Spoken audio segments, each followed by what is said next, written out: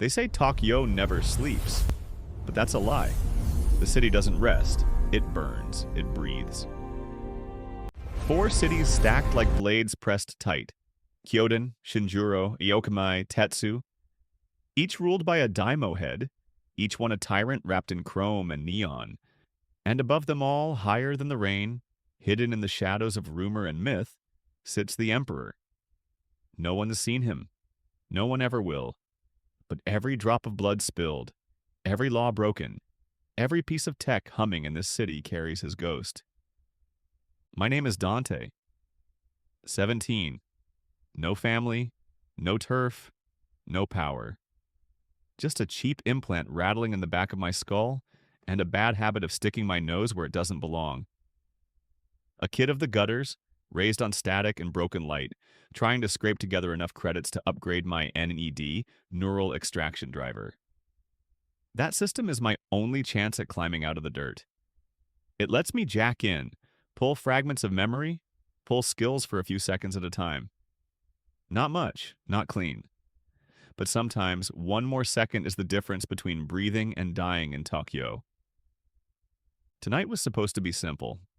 Walk into a chop shop, trade 3 months' worth of stolen chips for a second-hand upgrade, and walk out feeling a little less like a ghost. That was the plan. But Tok.Yo doesn't care about plans. The city chews you up, spits you out, and doesn't even look back. The shop smelled of burning circuits. Wires hung like vines from the ceiling, sparking faintly. The owner, a bent old man with half a jaw of steel, never looked me in the eyes. He grunted when I slid the chips across the counter. 3 months for this scrap, he muttered, weighing them in his iron palm. You must be desperate, boy. I'm not desperate, I lied. Just tired of being slow. He snorted, a sound like metal grinding. Slow keeps you alive. Fast burns you out, but it's your skull. Just patch me up. I don't have all night. The old man's fingers were clumsy, but sure as he wired me up. You want second-hand drivers, you get second-hand consequences, he muttered. If the implant fries your brain, no refunds. Comforting, I shot back, though my voice cracked. He leaned closer, his mechanical jaw ticking. You kids always think you're immortal. You're not. Remember that when the light comes. I forced a smirk, but inside my stomach churned. The machine came alive, blue light tracing down my spine. For a second, I felt infinite, like the whole city was mine to steal. Then I heard it. A gunshot. Close. Too close. Curiosity killed the rat. That's what they say in Shinjuro. But I wasn't built to stay still. I yanked the wires from my neck and staggered into the alley behind the shop. Rain fell in sheets, painting the ground in pink and green reflections. I thought it was a mugging, a gang shakedown. But it wasn't. It was an execution. 3 men in black suits stood over a daimyo head. Their shoes were polished black, glinting even in the filthy puddles. One crouched low, gripping the daimyo's chin, forcing his head up to meet their gaze. You thought you were untouchable, the first said, voice flat, without emotion. The council answers to more than greed. The second leaned closer, his silver band catching the neon. You played too many sides, old man. The Emperor has no patience for games. The third man rested a hand on the hilt of the blade beneath his coat. No speeches. No trial, just order restored. The daimyo's voice cracked with desperation. You can't kill me here. My city will burn without me. People will ask questions. The first man chuckled, but it was cold and humorless. Your city was never yours. It belongs to the network. And questions? Questions get erased. The second man tilted his head. Your mistake was thinking you were part of the machine. You were only ever fuel. Who sent you? The daimyo rasped, blood already bubbling at his lip. The Emperor? or one of your rivals? None of them answered. The third man finally drew the knife, steel gleaming in the neon haze. The Emperor doesn't send us, he said softly. He is us. They shoved him to his knees. His hands were bound, helpless, afraid. The daimyo who ruled Shinjiro reduced to prey. They didn't hesitate. No more words, just the knife. Quick, efficient. His throat opened like a broken circuit and blood spilled into the neon puddles. I felt my stomach twist. My legs went weak, and worse. I felt my NED flare on its own, pulling the memory into me, recording it, saving every frame of his death, like it wanted me to keep it. One of the suits lingered, wiping the blade on his sleeve before glancing toward the shadows where I stood. His head cocked slightly, like he already knew I was there. The air between us thickened with silence, a predator savoring the moment. Another suit whispered, low but sharp enough to cut through the rain. He saw. The first man's lips curled into something that wasn't a smile. Good. Let him carry it. The network will finish the hunt. Then his eyes locked on me.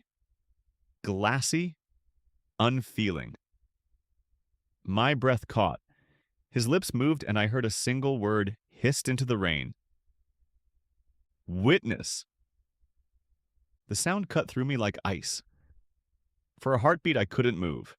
My mind screamed run, but my body froze. Then everything snapped. I spun and bolted. I tore through alleys like a rat with fire on its tail. Neon signs blurred. Rain hit my face like bullets. Behind me, footsteps, voices. The sound of boots hitting metal. They weren't chasing me. They were hunting me. And Tok.Yo is a cage. You never really escape. I crashed through the market stall, knocking over crates of synth fruit. The vendor shouted, "Watch it, kid!" But his voice drowned under the thud of boots behind me.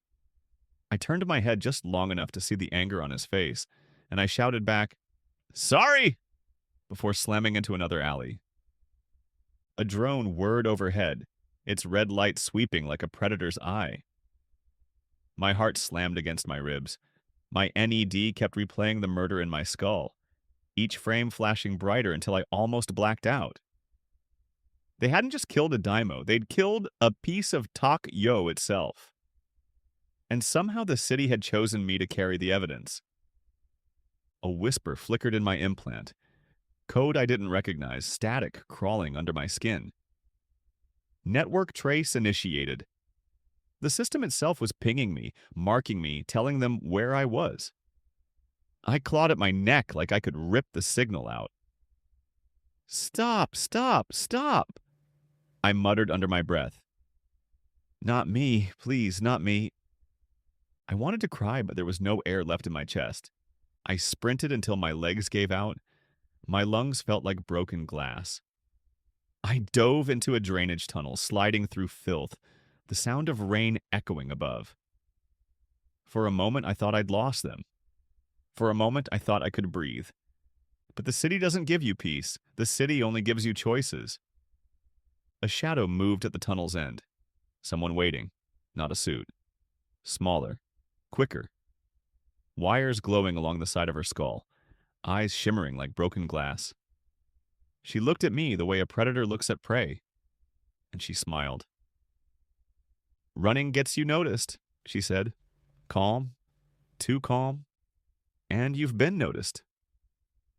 Who are you?" My voice cracked. My whole body shook. "Please, I didn't do anything."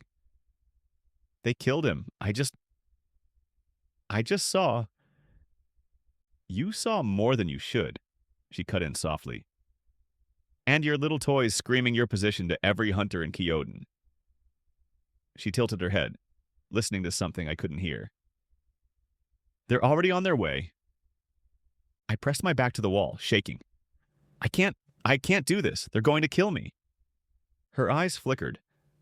"Maybe. Or maybe you get smart." She tapped the implant on her temple. The lights died. Absolute dark. Drones above us shrieked static. The suits cursed somewhere in the black. My pulse thundered in my ears. A hand touched my shoulder, not rough, not cruel. Her whisper slid into the dark. "You've got something inside you," she said. "Something worth killing for. Now you've got a choice. Run alone, or live long enough to see what's really burning this city down." My teeth chattered. "I don't even know you." "You don't have to," she said. "Just move when I move." The lights snapped back on. The drones were blind, spinning useless in the rain. The suits were gone.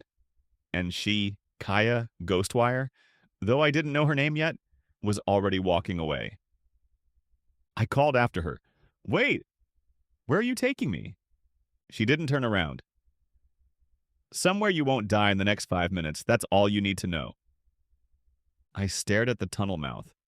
My NED still whispered code at the edge of my hearing, every pulse like a countdown. They would find me again. The network itself wanted me dead. I thought of the few people I had left. Coyle, who ran errands with me, Miri, who sometimes let me crash on her floor, even old Nedrick in the shop. They couldn't hide me. Nobody could hide me. I felt tears sting my eyes. I'd seen something evil, and now it was inside me, recorded, echoing, unstoppable. I should have stayed. I should have run the other way. But Tok.Yo doesn't hand out miracles, and if she could shut down an entire drone swarm with a flick of her finger, then maybe, just maybe, she could keep me alive. I followed. Each step felt like a new crime. Each breath a countdown. I didn't know her name. I didn't know where she was taking me. All I knew was that I'd witnessed the death of a daimyo head.